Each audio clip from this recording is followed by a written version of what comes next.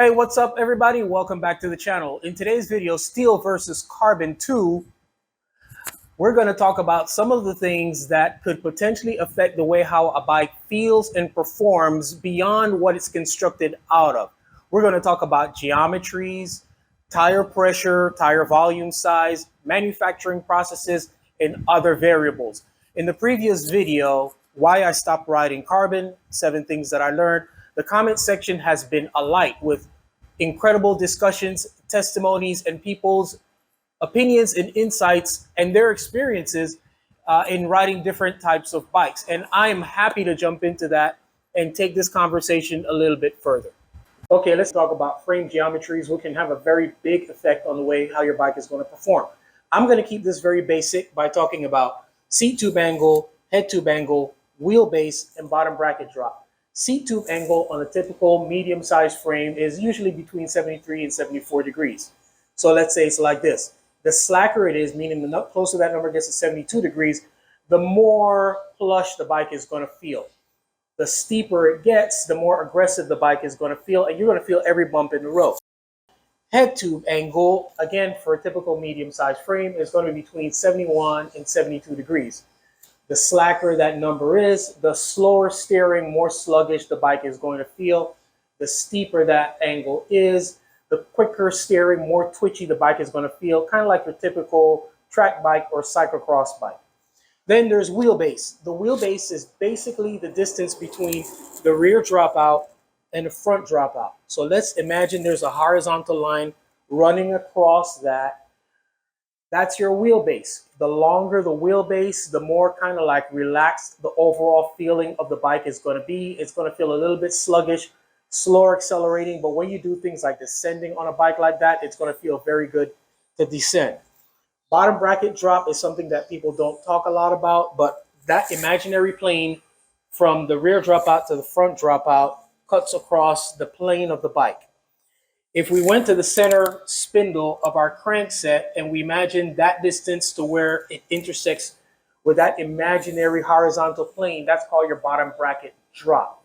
The bigger that number, the more you're going to get the sensation that you're sitting in the bike rather than sitting on the bike.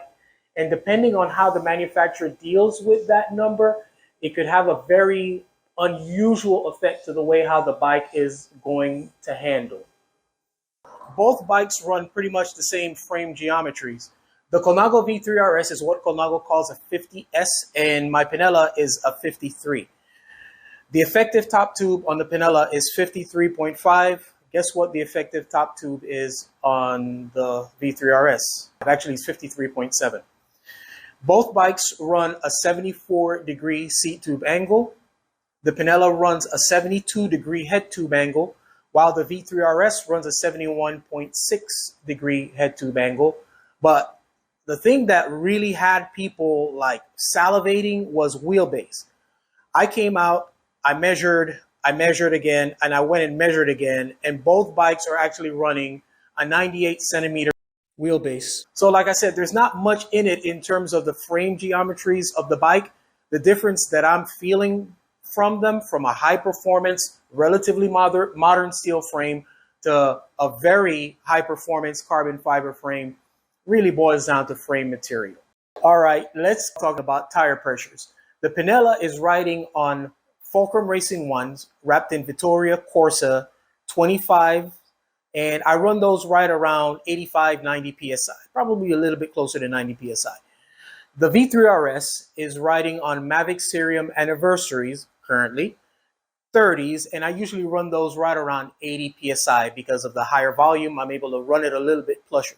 Despite the bigger volume tire and running the slightly lower PSI, I still get a lot of road vibration and road buzz coming from the V3RS, and I think that's just because of the nature of how the frame is manufactured. May have something to do with the carbon layup. Don't get me wrong, it's very comfortable. I don't feel like I get beat up by the frame in any way, shape, or form, but it's just not as plush as the Pinella, even running a lower volume tire at higher tire pressures. That's just the way how it is, boys and girls. Next thing we got to talk about is manufacturing process. Manufacturers of steel, carbon fiber, or aluminum can tune their bikes through the build process. They're able to do this so that they can extract a certain behavior, feel, or performance. Early on, steel frames were manufactured through a process called tube and lug, which is also known as brazing, in which the steel tubes would be put into these cast lugs. Some of the cast lugs look very ordinary. Others were very intricate in terms of design and actually looked like artisan pieces of work. But there was a lot of limitation in terms of what the manufacturer could do with tuning in terms of the manipulation of the steel tubes. Most of the tuning for, let's say, the ride characteristics of a bike were done based on what a manufacturer is able to do with his geometry. Many manufacturers experimented and played around with geometries, getting feedback from the early professionals in terms of how the bike rode, and that kind of like dictated the way how the build process was going to proceed. Today, steel tubes are constructed through a completely different process, even though some of the steel manufacturers still choose to construct their bikes using steel in lug construction. Most are constructed through a process of welding the tubes directly together. This process is known as TIG or TIG welding. Now, the tuning in today's steel frames is really done by the tubes. Steel tubes start out as a single piece of metal or metal rod. The outside diameter of the tube stays constant. What they're able to manipulate is the inside diameter. Now, there are tubes that are not butted at all. Those are called straight gauge tubes and are very simple and unsophisticated in the way how they're ride. Then you'll have single butted, double butted, triple butted. The whole process of butting means that the manufacturer is able to internally remove steel and weight from the tubes where it's not needed and make sure that the portions that need it have it for strength of welding, load bearing, things of that nature. That's why you can get two different steel frames, for example, the Pinella and the Megaset. And even though the steel tubes come from the same company, the Dacia, one of them is double butted, the other one is triple butted. Even though the Megaset has what you call a larger diameter and shape down tube, the down tube of the Pinella is still even bigger. The wall thickness is thinner, it's triple butted, and that is one of the reasons why the Pinella frame is lighter, stiffer, and performs in a completely different manner than that of the Megaset. So yeah, steel tubing, it's not just random cacophony of steel tubes that are drawn together. It's a very sophisticated, engineered process that's designed to extract a certain feel, performance, and behavior out of the bike. Carbon fiber started making its appearance into the cycling industry in the 80s, and I would say that it started coming into prominence in the mid to late 80s. I'm not 100% certain on this, but I believe the first carbon fiber frame that made an appearance in the Tour de France was a look frame or a TVT frame. I'm not sure. If you know the answer to that, let us know by dropping a comment below. The process of building frames with carbon fiber was they started mimicking what steel frames look like, which means that they had normal diameter tubes and they used cast aluminum lugs and they would bond the tubes into these lugs. The problem was that the frames were not very robust, they were not particularly light, and they certainly weren't very strong. I think manufacturers just kept plugging away at this process until Colnago came up with the concept of using carbon fiber lugs along with oversized carbon fiber tubing in a frame called the C40, which is kind of like a revolutionary frame at the time. To this day, it's a very sought after frame. And I think that's when manufacturers were really able to start extracting really high performance out of carbon fiber frames. Today, carbon fiber frames are manufactured completely different. Most carbon fiber frames are what's called monocoque construction, which there's a mold and then there's a schedule for the mold. And the schedule for the mold has to do with the process of like building a puzzle. Certain carbon fiber sheets that had certain characteristics and also the resin was laid down in a schedule. The mold was closed, baked, and poof, voila, you have your carbon fiber frame. And that's the way how carbon fiber frames are manufactured today.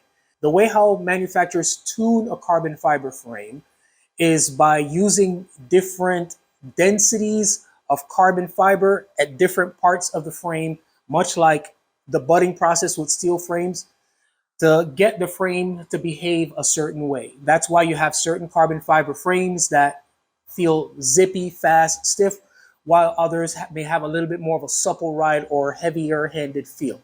I can tell you that just this past year, riding different carbon fiber bikes, it's been amazing to me how different the different frames are. The Colnago V3 RS, even though it's a high performance aerodynamic bike, it's a very neutral feeling bike, meaning the bike literally doesn't give you any surprises. When you turn it into corner, the bike lays down and corners beautifully. Even descending where the road is a little bit rough, the bike never becomes uncomposed. By contrast, I had an opportunity to ride a bike called a Lapierre Zelius, one of the best bikes you've never heard of. And that bike was great. The minute you jumped on it, it had a very supple feel to it. But the minute you started descending on that bike, if you got hit by a little bit of crosswind or there's a little bit of imperfection in the road, the bike got all skittish and it just felt really uncomposed. The bike also misbehaved a lot over rough pavement. So it was a high performance bike. In fact, the Française de Joux team, I think that's how you pronounce it, used that bike as their racing team bike in the Tour de France. So again, manufacturers are able to change the way how the bike behave with carbon fiber through the building or manufacturing process, the same way how manufacturers are able to do it with steel. So that's basically it. Two different frame materials to extract performance from a bike using vastly different manufacturing processes, but the end result is really not that much different. I love steel frames, but I'm not a steel apologist. I love all manner of bikes manufactured out of different types of material. I love steel, carbon, aluminum. I own them and I enjoy them. What I do believe is that it's not so much that one material is superior to the other, is that materials for cycling, I believe, are very much purpose driven. There are certain types of frame materials that are more suited to certain types of riding and certain types of riders than others.